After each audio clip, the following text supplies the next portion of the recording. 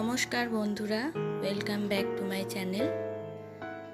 আমার চ্যানেলের আর একটা নতুন ভিডিওতে তোমাদের অসংখ্য স্বাগত। আজকে আমি ব্রেকফাস্টে তৈরি করেছি একটা রেসিপি, ইনস্ট্যান্ট রাভা উপমা। সম্পূর্ণ নিরামিষ এই রেসিপিটি তোমাদের নিশ্চয়ই ভালো লাগবে। প্রথম থেকে শেষ পর্যন্ত দেখার অনুরোধ করলাম।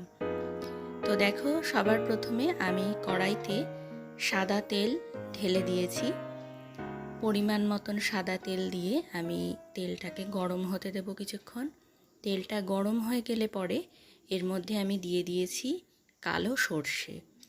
কালো সর্ষে যদি তোমাদের কাছে না থাকে সাদা সর্ষে দিলেও হবে। আর তার সঙ্গে আমি দিয়ে দেব একটা শুকনো লঙ্কা। এটা ফোড়নে দিয়ে একটু গন্ধ বেরোলে এর মধ্যে আমি কারি পাতা দিয়ে দেব। কারি পাতাটাকে আমি একটু জলে ধুয়ে নিয়েছিলাম, তাই সামান্য জল পড়ে গেছে তেলে, তো একটু ফাটছে আর কি এটা।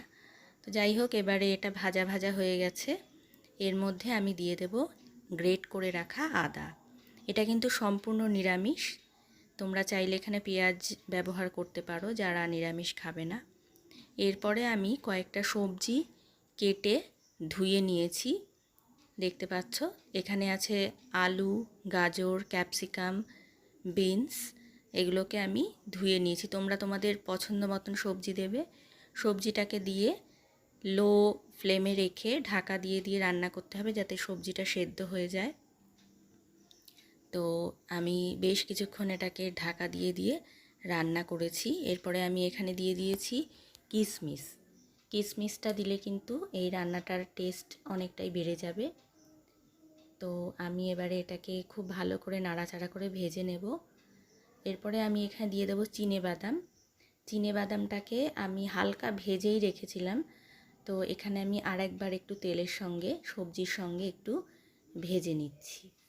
তো এগুলো দেওয়া হয়ে গেলে পরে এর মধ্যে আমি পরিমাণ মতন লঙ্কা কুচি দিয়ে দেব। তোমরা অবশ্যই ঝালটা নিজেদের পছন্দ অনুযায়ী দেবে। তো সব কিছু দিয়ে দেখো আলুটা এবং অন্যান্য সবজিগুলো কিন্তু সেদ্ধ হয়ে এসেছে ভাজতে ভাজতেই। এরপরে আমি এর মধ্যে দিয়ে দেব স্বাদ মতন লবণ আর একটু সামান্য হলুদ গুঁড়ো। তো এবারে আবারও সবজিটাকে নুন আর হলুদ দিয়ে ভালো করে মিক্স করে নিতে হবে। সবশেষে আমি এখানে দিয়ে দেব সুজি। সুজিটা কিন্তু কাঁচাই রয়েছে, আমি এবার ভেজে নেব। আমি এখানে 2 কাপ পরিমাণ সুজি দিয়েছি। সুজিটা দিয়ে খুব ভালো করে ভেজে নিতে হবে সবজি এবং তেলের সাথে। বেশ একটা সুজিটা ভাজলে একটা সুন্দর গন্ধ বেরোয়, তোমরা জানো তো। সেই গন্ধটা বেরোনো পর্যন্ত এটাকে একটু ভেজে নিতে হবে। দেখতে পাচ্ছ সুজিটা কিন্তু বেশ ভাজা ভাজা হয়ে এসেছে। সুজিটাকে একটু কম ফ্লেমে সময় নিয়ে ভাজতে হবে আর খেয়াল রাখতে হবে যাতে এটা বেশি ভাজা না হয়ে যায়, মানে পুড়ে যাতে না যায়। তো দেখতে পাচ্ছ সমানে নেড়ে চেড়ে যেতে হবে। আর এবার এটা মোটামুটি হয়ে গেছে। এবার আমি এর মধ্যে জল দিয়ে দেব। সুজি কিন্তু সঙ্গে সঙ্গে ঘন হয়ে যায়, তাই খেয়াল রাখতে হবে আর কি। দেখো মুহূর্তের মধ্যে কিন্তু এটা, আমি যে রান্নাটা করেছি মুহূর্তের মধ্যে দেখো এটা কিন্তু ঘন হয়ে গেছে। এবার আমি এর মধ্যে চিনি দিয়ে দেব স্বাদ মতন। এটা একটু ঝাল ঝাল মিষ্টি মিষ্টি হবে রান্নাটা।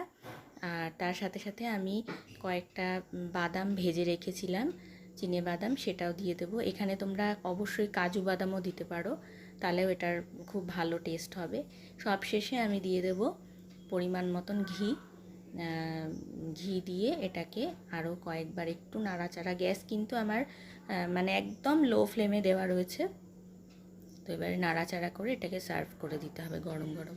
সম্পূর্ণ নিরামিষ এই রেসিপিটি তোমাদের কেমন লাগলো তোমরা অবশ্যই জানিও। এটা একটা হেলদি ব্রেকফাস্ট রেসিপি আর খুব চটপট তৈরি হয়ে যায়, ইনস্ট্যান্ট আর কি। তো ভালো লাগলে লাইক করো, কমেন্টে জানিও তোমাদের বক্তব্য, সাবস্ক্রাইব করো নতুন বন্ধুরা। দেখা হচ্ছে পরবর্তী ভিডিওতে।